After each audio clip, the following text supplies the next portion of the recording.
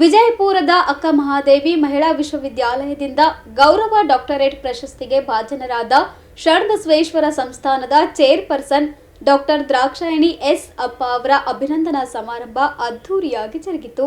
4 ಚಕ್ರ charitable trust ಹಾಗೂ ಚಪ್ಪರಬಂದಿ Prabhakar foundation ಸಹಯೋಗದಲ್ಲಿ ನಗರದ ಗೋದುತಾಯಿ ಮಹಿಳಾ ಮಹಾವಿದ್ಯಾಲಯ ಸೆಮಿನಾರ್ ಹಾಲ್ನಲ್ಲಿ ಏರ್ಪಡಿಸಲಾಗಿದ್ದ ಸಮಾರಂಭವನ್ನು ಡಾಕ್ಟರ್ ದ್ರಾಕ್ಷಾಯಣಿ ಎಸ್ ಅಪ್ಪ ಅವರು ಜ್ಯೋತಿ ಬೆಳಗಿಸುವ ಮೂಲಕ ಉದ್ಘಾಟಿಸಿ ಮಾತನಾಡಿದರು.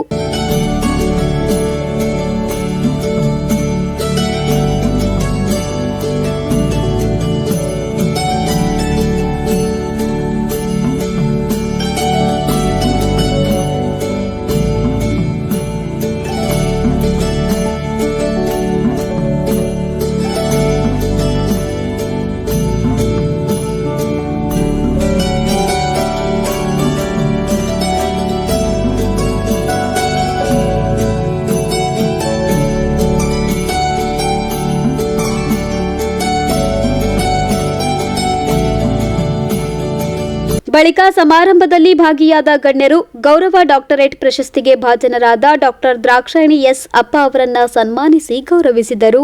ನಂತರ ಕಾರ್ಯಕ್ರಮದಲ್ಲಿ ವಿವಿಧ ಕ್ಷೇತ್ರದಲ್ಲಿ ಸಾಧನೆಗೈದ ಮಹಿಳಾ ಸಾಧಕರಿಗೆ 4 ಚಕ್ರ ಚಾರಿಟೇಬಲ್ ಟ್ರಸ್ಟ್ ಹಾಗೂ ಚಪ್ಪರಬಂದಿ ಪ್ರಭಾಕರ್ ಫೌಂಡೇಶನ್ ವತಿಯಿಂದ ವಿಶೇಷವಾಗಿ ಸನ್ಮಾನಿಸಿ ಗೌರವಿಸಲಾಯಿತು.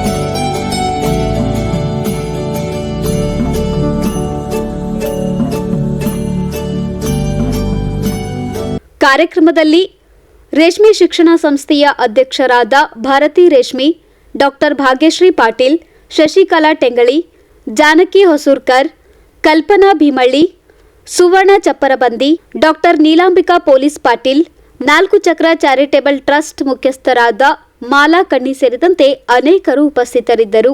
Bureau report in Gulbarga news.